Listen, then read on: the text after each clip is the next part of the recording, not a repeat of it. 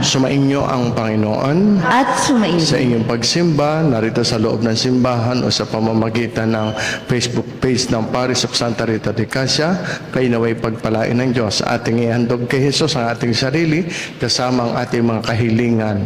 Ating espesyal na ialay ang misang ito, lalo na para sa mga naghandog ng pamisa. Kilala sila ng Diyos at alam ng Diyos ang kanilang mga intention, ang mga kahilingan, kaya sama natin silang ipinagdadasal sa Diyos, naway sila pagkalooban ng Diyos ng mga biyaya ayon sa kanilang pangailangan. Ang kapayapaan sa buong daigdig atin ding isama sa ating panalangin. Ang mga may sakit, ating ipagdasal din gumaling. Humingi muna tayo ng tawad sa Diyos para maging marapat gumanap sa banal na pagdiriwang. Inaamin ko Sa makapangyarihang Diyos at sa inyong mga kapatid, na lubha akong nagkasala sa isip, sa salita, sa gawa, at sa aking pagkukulang.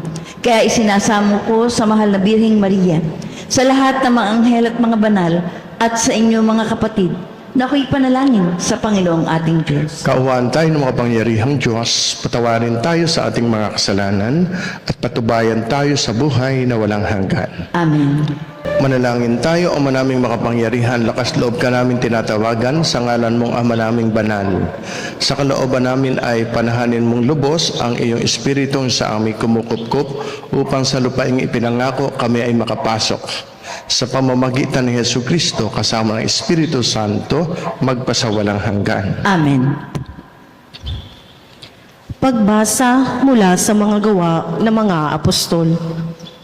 Noong mga araw na iyon, nang mapalaya na sina Pedro at Juan, sila'y nagpunta sa mga kasamahan nila at ibinalita ang sinabi ng mga punong saserdote at ng matatanda ng bayan. Nang marinig ito, sama-sama silang nanalangin sa Diyos. Sinabi nila, "Kayo po ang lumikha ng langit, ng lupa, ng dagat, at lahat ng nasa mga ito. Kayo po ang nagsalita sa pamamagitan ng aming nunong si David na inyong lingkod nang sabihin niya sa patnubay ng Espiritu Santo. Bakit galit na galit ang mga hintil at ang mga tao'y nagbabalak ng walang kabuluhan? Nahahandang lumaban ang mga hari sa lupa at nagtitipon ang mga pinuno laban sa Panginoon at sa kanyang hinirang. Nagkatipon sa lungsod na ito sina Herodes at Poncio Pilato, kasama ang mga hintil at ang buong Israel, laban sa iyong banal na lingkod na si Jesus, ang iyong hinirang. Isinagawa nila ang lahat ng bagay na dapat mangyari na itinakda mo noon pa. At ngayon, Panginoon, pinagbabantaan nila kami.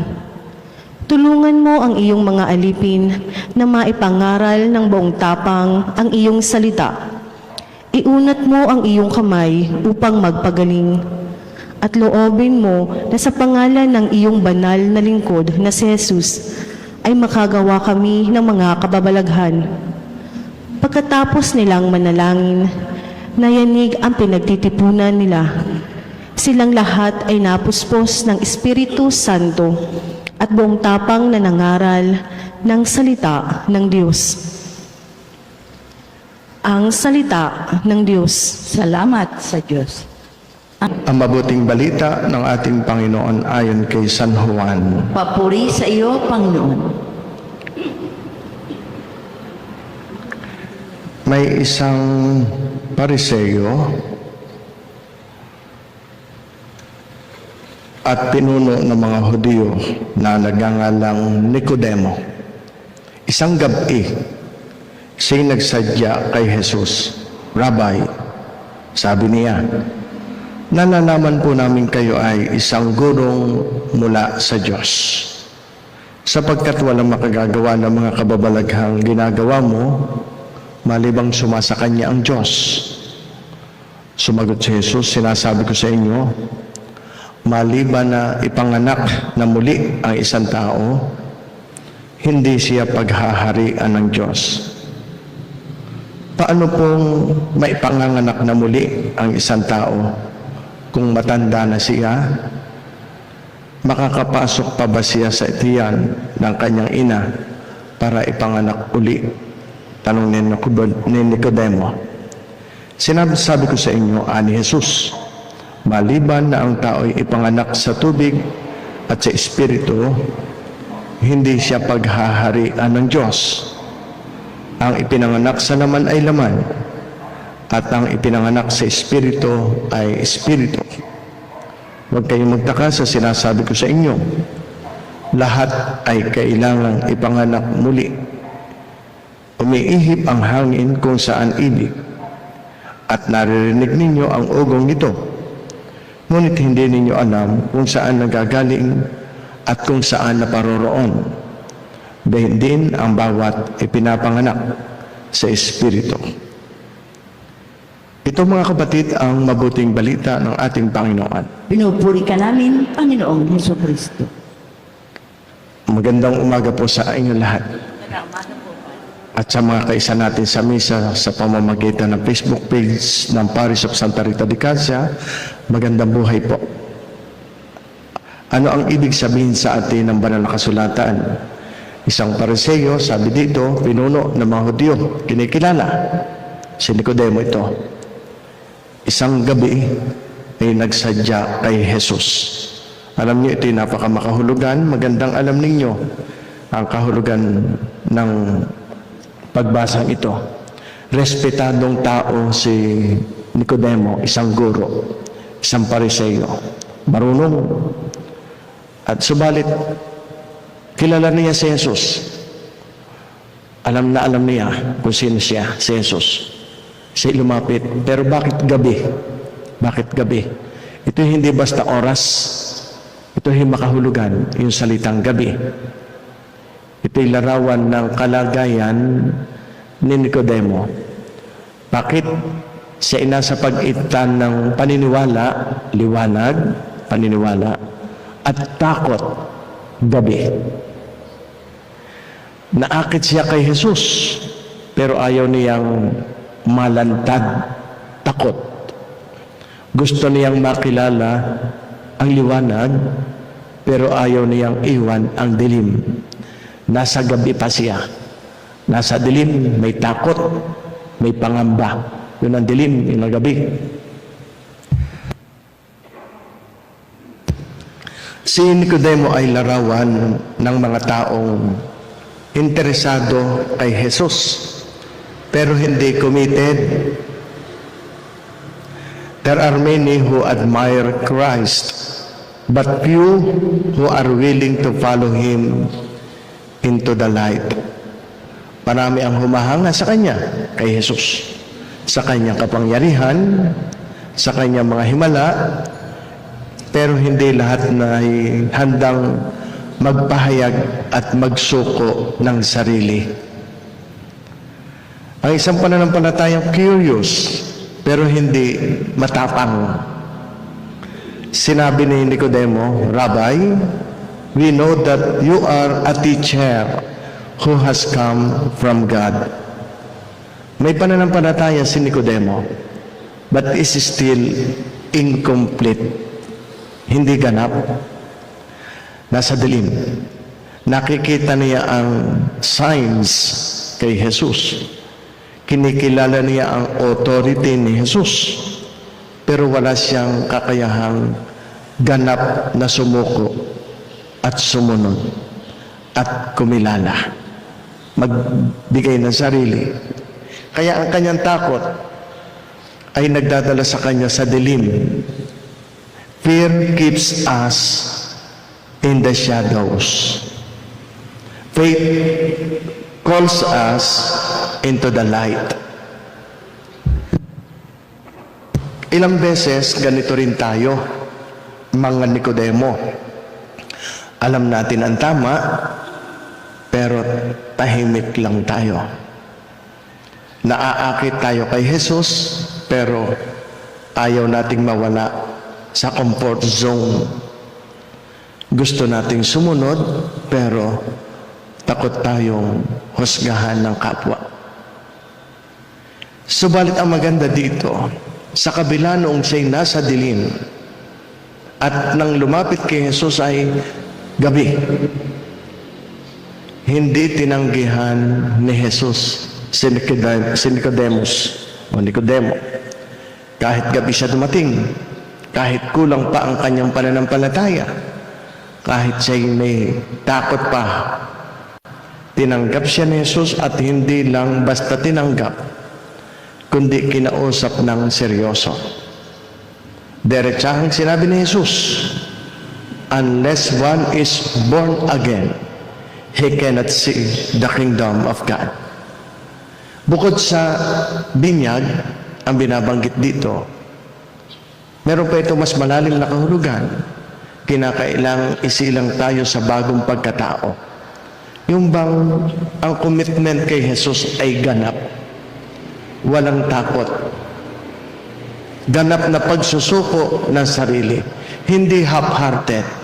Kaya dapat tayo isilang sa kaganapan ng pananampalataya. Isilang sa kaganapan ng pagsusuko ng sarili. Isilang sa kaganapan ng commitment ng pagmamahal at ng pagsunod. Napakaraming pagkakataong tayo ay half-hearted. Yes, Kristiyano tayo, naghahanap buhay tayo, pero kung minsan, sa halip na tayo ay nagtitiwala sa Diyos ng ganap, ay hindi. Kung minsan ang ating tindahan ay may mga pusa, yung maniki ng pusang kakaway-kaway, kung minsan ay mayroong maniki ng palaka na may tangay na coin, piso. Kung minsan ang ating tindahan ay mayroong pang mga sign na mga pagano. Kung minsan, kung ano-ano. Okay. Half-hearted, ibig sabihin, hindi sapat ang alam natin at kilala si Jesus. Hindi sapat ang ating pagkakilala. Kailangan bagong kapanganakan, a total transformation from within. Kaya ang paanyaya ng Diyos ay step into the light. Yan. Ang problema kay Nicodemus ay hindi kakulangan ng kaalaman, kundi kulang sa tapang. Dapat ang Kristiyano ay matapang sa pagkukumit ng sarili. Dito pumapasok ang hamon sa atin. Hindi kailangang manatili sa dilim. Hindi po pwedeng secret believer. Hindi po pwedeng hindi ganap ang pagsunod. Kaya nga, the greatest tragedy is not that men love darkness, but that they refuse the light when it is offered. Kaya ang liwanag ay nadiyan na. Si Jesus mismo, kaya ba nating iwan ang dilim? Ang tanong ay, lalabas ba tayo sa dilim? Maganda rin idagdag natin ang ganito. Kung gusto mong, si Nicodemo ay dumating ng gabi, lumitaw sa liwanag sa bandang huli. Sapagkat nakausap niya si Jesus at ang Diyos ay nagsasalita sa atin sa pamamagitan ng misa ng banal na kasulatan at lumitaw sa liwanag si Nicodemo ng bandang huli. Bakit? Buong tapang na niya ginawa ito. Tumulong siya sa paglilibing kay Jesus. Hindi na sa gabi, kundi hayagan. Yan. Ang taong takot noon, natutong tumindig. Dapat tayo gayon. Yun ang isilang muli. Matutong tumindig. Ang taong nasa dilim, natutong lumakad sa liwanag. Huwag ninyong ikahihiya ang pagsasabuhay ng pananampalataya. Hindi sa dilim na takot, kundi huwag ikahihiya, hayagan sa liwanag. A slow faith can still become a strong faith when it finally steps into the light. Kaya nga, si Nicodemus ay hindi lang isang tao sa kasaysayan, sa isalamin ng ating puso. May bahagi sa atin na naniniwala pero natatakot, naaakit ng pananampalataya pero nag-aatubili, gusto sumunod pero hindi pa handa. Alam ang pananampalataya pero nabubuhay pa sa mga superstitious belief. Kaya nga ang mabuting balita ay Jesus welcomes even our hesitant faith. Mahal pa rin tayo ng Diyos. Pero hindi niya tayo iniiwan sa dilim. Tinatawag niya tayo sa liwanag. Kung papaanong tinawag si Nicodemus, ginagamit niya iyon habang tayo nakikinig. Come into the light. Not because you are ready, but because He is. Kaya ang tanong ngayon ay, gusto mo bang manatili sa gabi, sa dilim? O ikaw ba'y handang lumakad sa liwanag? Gusto ng Diyos na kayo'y akayin sa totoong pagtatalaga ng sarili sa ganap na pananampalataya. Sa inyong pag-aalay, pagpalain kayo ng Diyos. Manalangin kayo mga kapatid upang itong ating paghahain ay kalugdan ng Diyos samang makapangyarihan. Tanggapin nawa ng Panginoon itong paghain sa iyong mga kamay, sa kapurihan niya at karangalan, sa ating kapakinabangan at sa buong sambayanan niyang banal. Manalangin tayo, Ama naming lumikha, tanggapin mo ang mga alay ng iyong sambayanang natutuwa. Ang pagkabuhay ng iyong anak na niloob mong aming ikatuwa ngayon ay papagbungahin mo ng galak na mananatili sa amin habang panahon. Sa pamamagitan niya kasama ng Espiritu Santo, magpasawalang hanggan. Amen. Sumainyo ang Panginoon. At sumaiyo rin. Itaas sa Diyos ang inyong puso at diwa. Itinaas na namin sa Panginoon. Pasalamatan natin ang Panginoong ating Diyos. Marapat na siya ay pasalamatan. Ama naming makapangyarihan, tunay nga marapat na ikaw ay aming pasalamatan. Lalo na ngayong aming ipinagdiriwang ang paghahain ng Mesiyas, ang maamong tupa na tumubos sa aming lahat. Sa paghahain ng sariling buhay at sa pagkabuhay ng anak mong mahal, nabuksang ganap ang iyong tahanan at kami pinaghaharian mo'y naging kasambahay. Sa pagkamatay niya sa krus, nalupig ang kamatayan. Sa kanyang pagkabuhay, naging buhay siya ng lahat. Kaya kaisa ng mga anghel na nagsisiawit ng papuri sa iyo, nang walang humpay sa kalangitan, kami nagbubunyi sa iyong kadakilaan. Ama naming banal, ikaw ang bukal ng tanang kabanalan, kaya't sa pamamagitan ng iyong Espiritu, gawin mong banal ang mga kaloob na ito upang para sa aming maging katawan at dugo ng aming Panginoong Hesu Kristo. Bago niya pinagtiis ang kusang loob na maging handog ginawa ka niya ang tinapay, pinasalamatan ka niya. Pinaghati-hati niya iyon, iniabot sa kanyang mga alagad at sinabi, tanggapin ninyong lahat ito at kanin, ito ang aking katawan na ihahandog para sa inyo.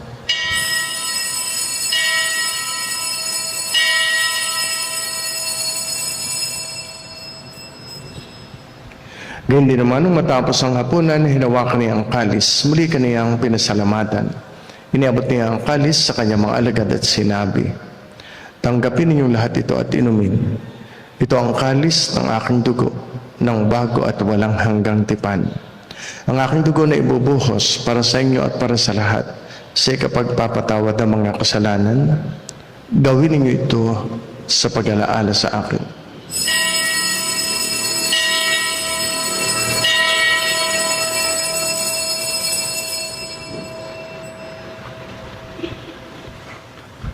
Pagbunyi natin ang misteryo ng ating pananampalataya. Ang ginagawa naman ngayon ng pag-alaala sa pagkamatay at muling pagkabuhay na iyong anak, at iniaalay namin siya ang tinapay na nagbibigay buhay at ang kalis na nagkakaloob ng kaligtasan. Kami nagpapasalamat dahil kami iyong minarapat na tumayo sa harap mo para maglingkod sa iyo. Isinasamo namin kami magsasalo-salo sa katawan at dugo ni Kristo ay mabuklod sa pagkakaisa sa pamamagitan ng Espiritu Santo. Amalingapin mo ang iyong simbahang laganap sa buong daigdig. Puspusin mo kami sa pag-ibig kay San Leon, aming Papa Gilbert, aming arsobispo, na mga obispo at lahat ng mga pari. Alalahanin mo rin ang mga kapatid naming nahimlay na may pag-asang sila'y muling mabubuhay. Gayon din ang lahat ng mga pumanaw. Kaawaan mo sila at patuloyin sa iyong kaliwanagan. Kaawaan mo at pagindapatin kaming lahat na makasalo sa iyong buhay na walang wakas. Kaisa na mahal na Birheng Maria, Ina ng Diyos, ni San Jose na kanyang kalinisalinisa esposo, kaisa ng mga apostol, ni Santa Rita ng Cassia, aming patrona, lahat ng mga martir, lahat ng mga banal na namuhay dito sa daigdig ng kalugod-lugod sa iyo. May pagdiwang nawa namin ang pagpupuri sa ikararangal mo sa pamamagitan ng iyong anak na aming Panginoong Hesu Kristo. Sa pamamagitan ni Kristo kasama niya at sa Kanya, ang lahat ng parangal at papuri ay sa iyo, Diyos amang makapangyarihan, kasama ng Espiritu Santo, magpasawalang hanggan. Amen. Awitin natin ang panalangin nating mga anak ng Diyos. Panginoong Hesu Kristo, sinabi mo sa iyong mga apostol, kapayapaan ang iniiwan ko sa inyo. Ang aking kapayapaan ang ibinibigay ko sa inyo. Tunghayan mo ang aming pananampalataya, huwag ang aming mga pagkakasala. Pagkalooban mo kami ng kapayapaan at pagkakaisa ayon sa iyong kalooban, kasama ng Espiritu Santo magpasawalang hanggan. Amen. Ang kapayapaan ng Panginoon ay laging sumainyo. At sumaiyo. Magbatian tayo, maghangad ng kapayapaan sa isa't isa. Sumainyong lahat ang kapayapaan. Pagbati rin sa mga kaisa sa misa sa pamamagitan ng Facebook page ng Paris of Santa Rita de Cassia. Manalangin tayo. Ama naming mapagmahal, tunghayan mo at lingapin ang iyong sambayanan na minarapat mong makinabang sa piging na pang magpakailanman. Ipagkaloob mong kami maluwalhating makarating sa pagkabuhay na magtatampok sa amin sa iyong piling sa pamamagitan ni Hesu Kristo kasama ng Espiritu Santo magpasawalang hanggan. Amen.